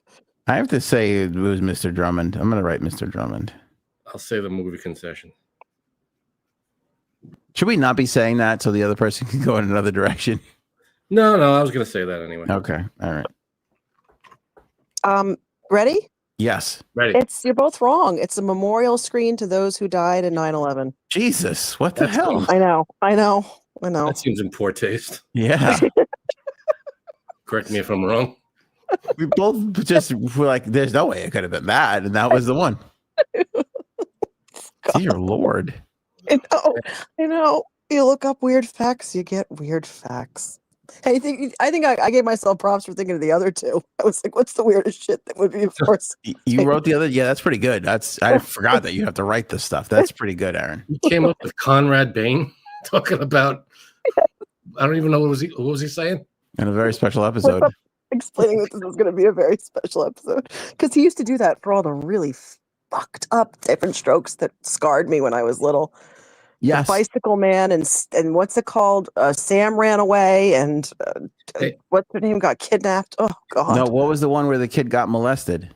That's the The bicycle. bicycle man. That was the one where, like, I'm watching that episode, and my mom literally turns to me and goes, "See, you don't go into closets." And I was just like, oh, the world is not what I thought it was. That was the day I grew up. Also, Dude, don't bike leave sales Dudley went down like substantially that year. Really? Sorry. No, not really. I'm just kidding. What? What'd you say, Oh. Frank? I said also don't leave Dudley behind. I know. They left Dudley behind. I'll be honest, I don't even remember. Didn't they go into like a back room or behind at a closet door or something like that? This whole episode is very uncomfortable. It was brutal. Yeah, it was fucking brutal. If I ever have a stand-up special, I think Conrad Bain opening. Yeah. You know, how every comedy special has an opening, that would be the opening. Well, I'm going to advise you go in that direction and not the 9/11 one for your comedy special. So it's a sad choice.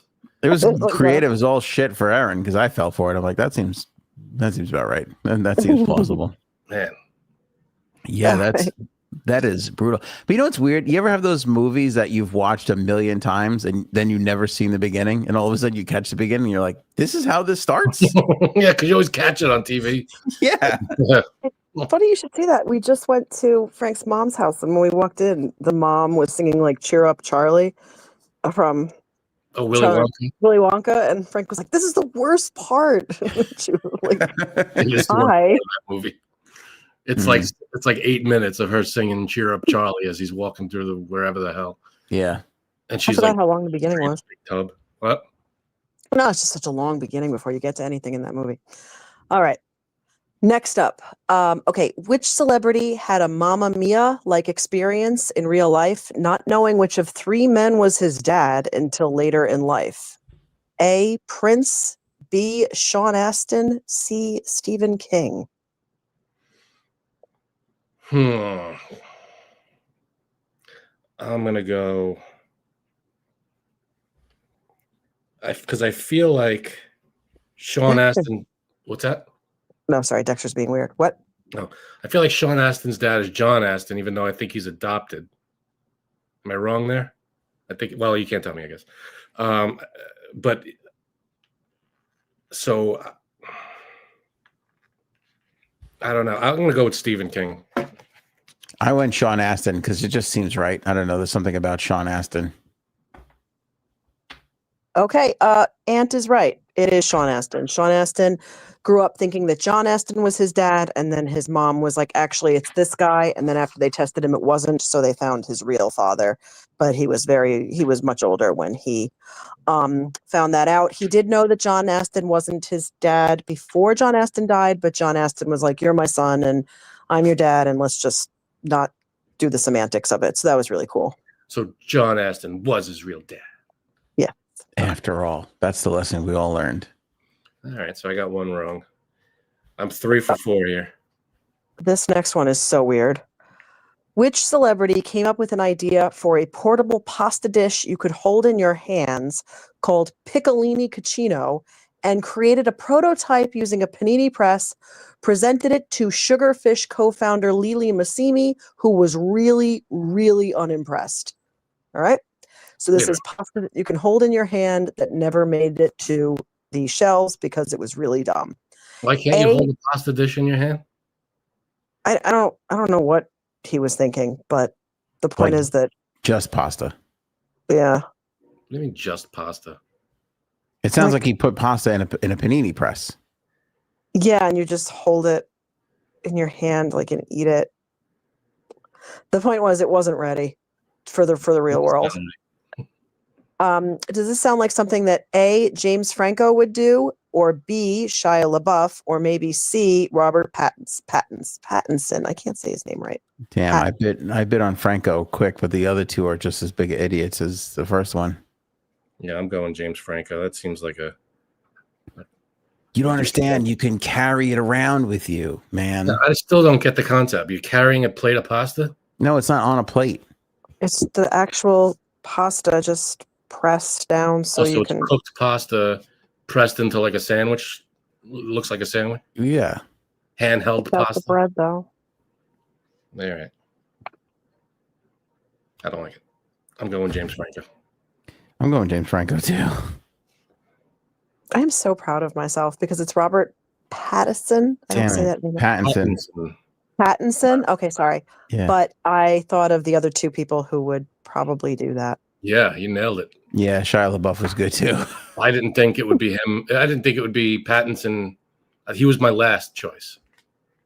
Interesting. Yeah. Out of those three. All right, number 6. Which director claims to have seen a UFO and described it as both horribly designed and cliched?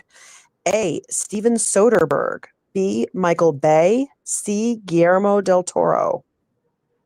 Hmm. I gotta go Guillermo. I feel like Guillermo too. I don't know how to spell Guillermo. Bay is tempting because he's done like some alien movies. Yeah, but I feel like Guillermo del Toro, he's like that out there. I was just gonna say he's eccentric. He's like very eccentric. And I feel like he might call a typical UFO a little cliched. I feel like if he did a UFO movie, it would be artistically done and wouldn't be that typical saucer. Yeah, true. I'm so sorry. What did you guys say? I'm sorry. Guillermo. We're both saying Guillermo del Toro. Yep, you're both right. You're both right. It was him, and that's what he said. Yes. Cool. I want to hear that story. Cool. Anybody out there who's seen aliens, I want to hear that story. I think I'm 3 for 6. I'm batting 500 right now. I'm pretty 4 great. for 6. You're 4 for 6? You Yes, got I Nick only got Cage. 4 and 5 wrong. You got Nick Cage. Yeah. Okay, go ahead. Okay, number 7, which NBA star has 28 siblings, both full and half? A. Scottie Pippen, B. Dennis Rodman, or C. Shaq? Wow. 28 siblings, both full and half. All right, I'm going to Dennis Rodman here. I don't know why, but I'm going Dennis Rodman. That's a good guess. It seems like it because he's so crazy and eccentric, but I think you're wrong. Who are you thinking? I think it's the other two. I can't think if it's. I don't know if it's Shaq. Or Pippen. Shaq? Who knows anything about Scottie Pippen? That's the thing. Shaq, I feel like we would have heard that. Not that he's, front and center all the time, but I feel like he's around enough that we would have heard about 22 siblings. All right, I'm gonna go Pippen. Okay, Frank's right. It was Dennis Rodman. That's funny. I thought that you were going to be like, Shaq does 8 million promotional things, probably for the 28 siblings that he has to help. And you didn't think that at all. That's true. That's a good point. All right, Dennis Rodman and his 22 brothers and sisters. 28. 28. Holy cow. So that's going to be some Thanksgiving. So All wait right, a second. Hold on. Dennis Rodman's father is Nick Cannon. I'm so confused. What's happening? That's number 10. Oh, No, okay. I'm just kidding. Just kidding. But we're halfway through with number 8. Martin Luther King Jr. paid the hospital bill for which celebrity's birth? A. Julia Roberts, B. Holly Hunter, or C. Sandra Bullock? Martin I Luther King double-checked this Jr. one. It's true. Yeah, I looked this up like many different times because I didn't believe it. paid for the birth of who are the 3? Julia Roberts, Holly Hunter, Sandra Bullock. Man. Julia Roberts, Holly Hunter. Fuck.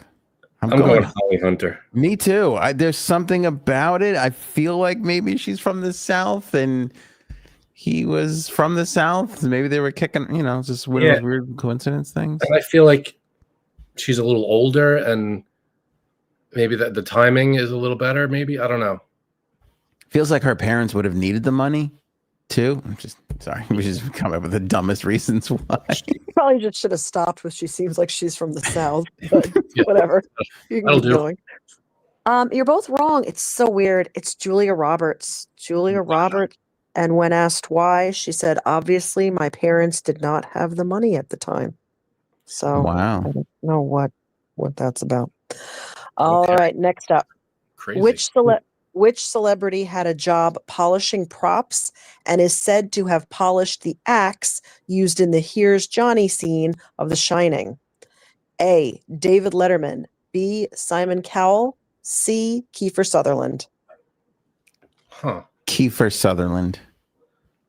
Is that a guess? Yep. No, Okay. it's a strongly worded guess. I feel very confident guess. I'm going to say, because this sounds vaguely, and I mean like really vaguely familiar.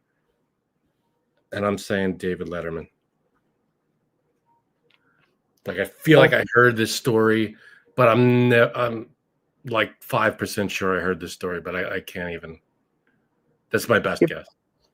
You're both locked in? Yes.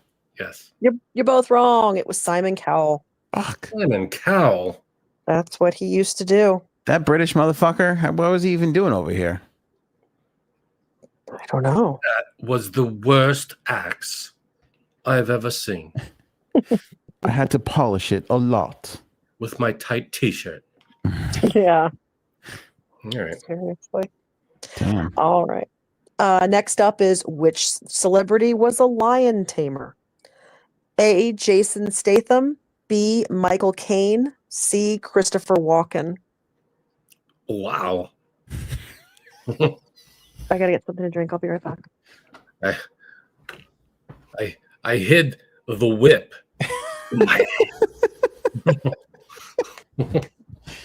Lion tamer. Michael Caine, Christopher Walken, or Jason Statham? I'm Michael Caine. Jason Statham. I'm going to tame this lion. I'm going to tame this lion. And I haven't. Sometimes lions just want to watch the world burn. That's the worst. That's the worst Michael Caine impression. Why am I even trying? I don't know what that was. I don't know. Sometimes you have to tame the lion, or the lion will tame you. And don't worry, Aunt. I did hear that impression. I was back in time. Sorry. I apologize. I'm glad. I'm going to go Michael Caine because I can't see Christopher Walken. I feel like he was in the dancing and all that. Yeah, that's true. I want to say Jason Statham, but I feel like those other two are so old. They could have done it like maybe everybody was taming lions back then, you know? Whatever. Yeah. If they were wrapping babies in a Julia deli. Roberts' birth. Sorry. What'd you say? No, I'm saying everybody who wasn't paying for Julia Roberts' birth was busy being a lion tamer back then. Yeah. Sorry, hon, what did you say? I cut you off. No, it's all right. I'm going to tame a lion because I'm Jason Statham. Yeah, isn't he Australian? That was really good. I think he is. I'm going Statham because I think everybody grows up in Australia taming spiders and lions and shit. Taming spiders? Yeah, they tame spiders over there. I got some spiders over there bigger than a lion. So, yeah, you better believe it. Sons of bitches. You don't even want to go over there, Frank. It's not worth the steak. You can get the steaks here. You don't have to go there. You get fucking eaten by a goddamn spider. You know, they just found like a week ago a new species of bee in Australia that has horns, and it's called the Lucifer bee. The horned bee is the Lucifer bee? They like just discovered it in Australia. I'm not surprised. You know, Australia, 99% of the people in Australia literally live on this sliver of the edge all the way around that whole goddamn continent. Nobody knows what's in the middle of that fucking thing. It's a lot of wild shit. Yeah. It's the same thing with Canada. All of Canada lives basically scrunched up against the United States border. Everything up there, nobody's ever really seen. So there's a probably lot of ice up there. Yeah. All right, I'm going Statham. All right, Statham and Caine. You're both wrong. It was Walken. How the fuck do we keep doing that? I don't know. That's funny, though. Statham, though, in my research, was an excellent diver, almost Olympic. Almost Right. Olympic. I like to dive for the Olympics. Interesting. All right. All right. Michael Caine, I thought he was there. Number 11. Which celebrity did not serve in her country's military? Holly A. Hunter. Rihanna. B. Ana de Armas. C. Gal Gadot. Huh. Rihanna, Ana de Armas, Gal Gadot. Two of them were in the military. One was not. I don't know who Ana de Armas is, but she sounds like she was in the military. Did you see Knives Out? Nope. Oh, you should. It's good. No.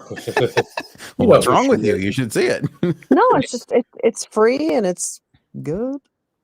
Was she the one that played? Marilyn Monroe. Yeah, she was Marilyn Monroe in that movie. Oh, okay. Oh, she's good. Oh, I like her. Bombshell. Yeah. Yeah, she was good, and that movie was sad. She was in Blade Runner. I don't know. All right. I'm gonna say her though. You're saying her? Shit. Yeah. I guess Gal Gadot could be. I don't know where the fuck she's from. La La Land, as far as I'm concerned. I've never forgiven her for that Imagine All the People thing. That was almost as bad as John and Kate plus 8 DJ into Nobody. Jeez. That was embarrassing. You hold grudges with celebrities more than anybody. I mean, it's not a grudge. It was just, that was embarrassing. When she just started singing, like the cringe, like it just went up my spine, how cringy that was. Rihanna's from Barbados, I want to say. Like, I don't, like, to me, that's not an island that has that, but also it could be like one of their things. Like, you just do it for a year, you march around the island on the beach and shit, having fun. I'm sure she'd love to hear you talk about it that way. Well, those little islands, you never know what their little, traditions are and shit like that. Yeah, like, well, what about Prince Harry? Don't they both do, like, they did a year in the National Guard or some shit? That was like part of their deal. He did 2 years or something. So did the Queen. She, I just love this about her. She drove ambulances and she was a mechanic. And one time, like, they were late, so she was like, "Oh, I'll just do it." And she was like 60, and she got out of the car and she just rolled up her sleeves and she fixed the car and was like, "No, let's go." And I was like, "That's pretty badass." That's fucking awesome. Yeah, that's really good. I don't know who to say here. I'm gonna say, fuck, this Rihanna pick is gonna kill me. I know it. Gal Gadot. Oh wait, is she Israeli, Gal Gadot? Yes, she is. And Rihanna's from Barbados. Where's Ana de Armas from? I have no fucking clue. Ana de Armas was born in somewhere. That's true. Over the rainbow, or Cuban and Spanish actress. She began her career in Cuba. Oh, those motherfuckers served. That's. Oh my god! Thank you, Frank. I was like, Ana de Armas. They were like, is a person. I was like, born. They were like, this date. I'm like, oh my god, where? And then you came up with it. All right, I'm going Riri then. I'm going Rihanna all the way on this one. All right, I got Anna de Armas. All right, Frank's right. She didn't serve.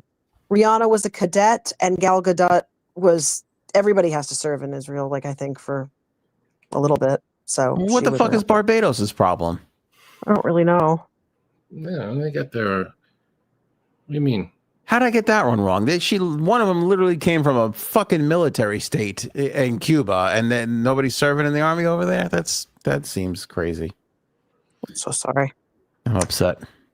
All right, I'm destined to lose this. So yeah, I don't think I have a chance at winning this one. Deal with it. This is a runaway at this point. 12. What is Oprah Winfrey's birth name? Now, it's close to Oprah, but it's not. Number 1 is A. Orpah, O-R-P-A-H. B. Oprah without the H, O-P-R-A. Or C. Opara, O-P-A-R-A.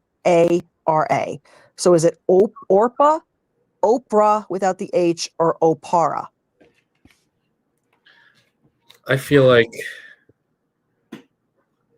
it's Opara because, like, probably like maybe when she was growing up, people would say it fast, right? Come out Oprah. Yeah. I don't know. That sounds like a plausible thing to me. All right, Orpah. Killer Greek place, amazing gyros right over here. You'd love it. Sounds good.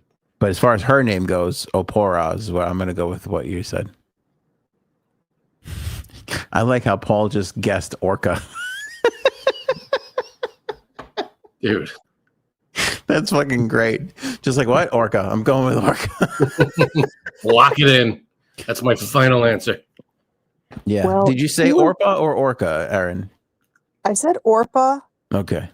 But he was the closest because that was her birth name. Fuck, the Greek place? Orpah. Yeah. What? And I don't know what happened. If she changed it or her parents did or whatever, but if basically at some point they realized, let's switch that because Orpa's rough, I think. Viola, was that her original name? Yeah, it was. Okay. Orpa. Okay. I don't get this. You get a win free? Oh, you get a car. You get a car. You had to say it I out knew loud. there was something. You had to say it. I had to go to it. Okay. Okay. Next up is number 13. Mike, if you're listening, your favorite number. Paul Thomas Anderson asked this actor to be in Boogie Nights as the character eventually played by Burt Reynolds, but realized after checking back in with him and after a couple of weeks that he thought he was going to play the role of Dirk Diggler, played by Mark Wahlberg. Does everybody understand what I'm saying? Yes. Okay, so who thought that he was playing the Mark Wahlberg role when Paul Thomas Anderson approached him for the Burt Reynolds role? Was it A, Jack Nicholson, B, Chris Christopherson, or C, Warren Beatty? I gotta go, Jack. I'm going Warren Beatty. Locked in? Because he mixes up because of the Oscar snafu. That's funny. He I reads didn't the think of email. that. Yeah, I didn't think of that. Are you locked in? Yes. All right, Ant got this one. It was Warren Beatty. He thought To be fair, I think I heard this one. okay. You know, it's funny when you started saying it. I was like, I think it's John Travolta. I'm like, I think I heard So this. funny. But then as soon as you said Warren Beatty, I was like, no, that's definitely it. You mean I don't get to play Dirk Diggler? I saw a thing where Mark Wahlberg was pissed and he didn't want to do The Departed because he didn't say what role he wanted to play. I'm assuming it was Leo's role. Of course it was. And then he said he wasn't going to do it, but his agent told Scorsese that he was going to do it. And so Marty calls him up all excited, like, hey, let's talk about this. And he's like, wait, I'm not doing this. He's like, I thought you were in. He's like, no, I'm not. He's like, I don't want to play that part. I want to play. He never said what it was. And then it was one of those videos where it's like a clip of Mark Wahlberg talking and then it pauses and then like AI voiceover guy comes over and he's like, Mark Wahlberg wanted to play. And then I'm like 3 minutes into this AI voice when I realize I have to tap. There's 9 more minutes. He's never going to say it. I hate that. I fucking hate that. Me too. It's just like the articles you read. Same thing. It's 4 paragraphs until they tell you what you want to hear. And I just knew he'll never. I'm like, it's the Leo role. It has to be. Like, what else would he want to play? Truly. Yeah, it had to be. Unless the Matt Damon role. Oh, it could have been the Matt Damon role, I guess. Probably Leo. Yeah, the 2 leads, I guess. Yeah, whatever. The movie sucked anyway. I like that movie. I thought it was pretty good. You didn't like it? I hate that movie. All right. Let's move on to nipple tweaking. What? Number 14. I knew that would get your attention. Which singer had a professional nipple tweaker to make sure they were erect for photo shoots, award shows, stuff like that? I didn't even know this was a job. This is amazing. Sorry, go ahead. No, I know that some of you are going to be brushing up your resumes tomorrow. For either A, Madonna, B, Jennifer Lopez, or C, Christina Aguilera. What do you think a nipple tweaker makes these days? Not as much as they used to. You think there's a nipple tweaker union? I would hope so. Gosh. For fair and equitable treatment of the nipple tweakers. We tweak together or we don't tweak at all. That's right. That's right. Yeah, I have to go. How could you not go Madonna? I mean, this seems crazy. But so who is it? Madonna? Lopez, Aguilera. Yeah, I gotta go Madonna. Aguilera feels like it could be a little surprise pick here, but I how could you not go Madonna? That's my original instinct. Why can't you tweak your own nipples? Yeah, but aren't you gonna, are you gonna trust yourself or are you gonna trust a professional? That's true. I'm not a trained nipple tweaking professional. That's true. I mean, it's more exciting when somebody else is doing it for you than you're doing it yourself. Imagine you show up to Thanksgiving. What do you do for a living? Well, I tweak Madonna's nipples before she goes out on stage. Is that a new watch you're wearing? Yeah, it is. Business must be good. Very good. Business is very good. I give it 2 nipples up. Yeah. Oh my God. All Business is up at the moment. Are you guys locked in? I think so. Nipples. Yeah. You're both wrong. It's Jennifer Lopez, and there's actual footage I had to watch for you guys. Yeah, Now, someone Aaron, is let me doing just it tell to you, if her. you ever need help Yeah? with some of these things, I could step Stop in it. and help you. Oh my Especially, god. okay. What are you talking about? I can watch Oh. these videos if you don't Oh, want video. to. Oh, that's not what I thought you were talking What, about. you think I Okay. wanted to tweak your nipples? Out of Oh my my mind. God. You said I had to watch it. I could do that for you if you need to. Sorry. I'm so sorry. It's You never okay. like that. I'm so sorry. Cuddles is probably off to the side. Cuddles, I'm so sorry. I live a wonderful, very upstanding, above board life. All right. I'm Jesus just Christ. saying, if it ever comes down to watching the hot girl get their nipple tweaked, don't think that you have to make that sacrifice for the show. I could do that for you. For those of you who are on Discord, I'll show you the picture. I wonder if that's her only job, or if she's like, she sets up like the craft services and tweaks the nipples. It's a guy. It's a guy. It's a dude? That makes guy. sense. She probably doesn't want a girl tweaking her nips. Got it. All right. Do you think Frank, he does can't- like, I'm sorry, Aaron. He's like, Oh, sorry. so you do hair and makeup? And yeah, I do. You have any experience tweaking nips? What was that? Yeah, how does that job description come about? Yeah. And in this HR world of ours, you can't really go up to someone and be like, listen, Can you do this for me? Can you just, can you do this? I was thinking about that. Remember in the 80s or the 90s when they had those, like, you can do one of all these career choices, like VCR repair and like refrigeration repair and Like those little tests. nipple tweaking was like one of them, and everybody just accidentally didn't see it. it could have been mixed in there. Yeah, I guess so. I've got good news and bad news about little Derek here. He's headed for a career of nipple tweaking. Oh my god. What's the bad news?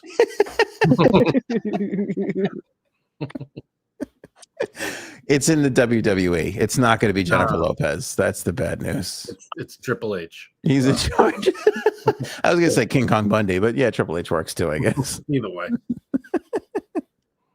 The nipple union. Yeah. Nipple union. So sorry, Frank. You can't answer this next one because I think you know it. So we'll give everybody else a chance to catch up. With number 15, who has the middle name Bernice? I know like everyone's middle name in celebrity. So A, Cher, B, Sydney Sweeney, or C, Halle Berry. Whose middle name is Bernice? Feels like a Cher thing. You did tell me this one, and I feel like I remember it, but I'm not 100% sure. I did write down an answer, but I won't. If I get it right, I'm not taking credit. Well, I already wrote Cher, so go ahead. All right, I wrote Sydney Sweeney. Yeah, it's Sydney Sweeney. I just find that very fascinating. She has such a cool name, and then no offense to anyone who likes the name Bernice, it just seems to break it up in a weird way. Bernice Sweeney. Bernice really does fuck up the Sydney Sweeney alliteration thing The there. flow of it all. Yeah. Okay. Now the last question, and it's not three choices because well, you'll see. Number 16, Tom Cruise had 3 wives, all of which he divorced when they reached the same exact age. What was it? I'm not giving you 3 choices. This is just a fill-in. Oh, That's a okay. good question. I don't know. I got a number that popped into my head. Say it. I'm going to write down 2 numbers, and then I'm going to cross one out. Good fun. Because did you write 16 and 35? Oh, is that? Oh, wait. Number 16 is 35. Number 16 is the question. Yeah. Oh, okay. I wrote 35 as the answer. I wrote 28 and 32, but I'm going to scratch out 28. I think 32 is the age. Okay, I'm going to give you guys a hint. Someone in the chat got it right. Oh, boy. There's a lot of numbers. Let's see. 33, 28, 32, 25, 16, 27, 33. I think it's either Mercury or Robin. I'll say it's Brooke with 32. I said 32. So you didn't get it right. I'll say Lead Balloon with 28. Okay. No, it was Mercury. It's 33. Mimi Rogers, Nicole Kidman, Katie Holmes, when they reach 33, divorce time. It's off by 2. Can't get past that 33, huh? Yeah, Time to count them up here. Let's see. 1, 2, 3. He was I got- married to Mimi Rogers.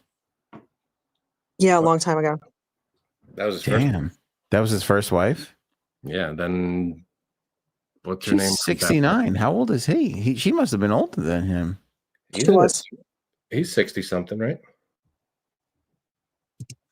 I'm really having a hard time with the amount of people that are in their late 60s and early 70s. I'm telling Tom you, Cruise is 63. that doesn't seem right. I don't know what to tell you. I got 1, 2, 3, 4, 5, 6 correct. You got more than I did. Let's not count these. And Sydney Sweeney, I knew I didn't count that one. Okay, I think I got 1, 2, 3, and that's about it. I got 3 out of 16. and there were multiple choice. Thank you guys for letting me play. Thank you, and thank you. Have a great Thanksgiving, everybody. Bye. Great job, Thanks, Aaron Aaron. C. Ladies and gentlemen.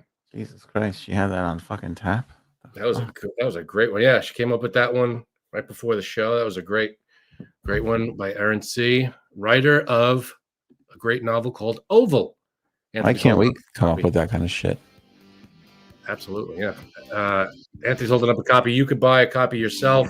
Link in the description below on Amazon. You also download a digital copy if you don't want to buy a physical copy like Anthony's holding. So pick up your copy today. Oval, a novel written by Erin C. herself. Wonderful book. My favorite thing that she wrote, though, out of all of this was Mr. Drummond. That was so... That one and the Paris Hilton one. That was the same one. You're right. Oh, sorry. No, what was the other one that she wrote that was really good? Paris Hilton was the Let's All Go to the Lobby, Mr. Drummond. Yeah, that's right. No, the Holly Hunter one was good. Who MLK paid for Julia Roberts' birth? Yeah. It's pretty random. That's so, yeah, that is weird. Damn. Cool. Yeah. Appreciate everybody who watched the live show. By the way, if you watch a replay and you see a Walmart or a Target link or a Best Buy link, click on that and buy some shit. It'll help us out on the podcast too. That'll be nice. It's the holiday season, Frankie, so you buy some stuff. Show me potato salad. Have a great Thanksgiving. Maybe we should go now. Trigger happy.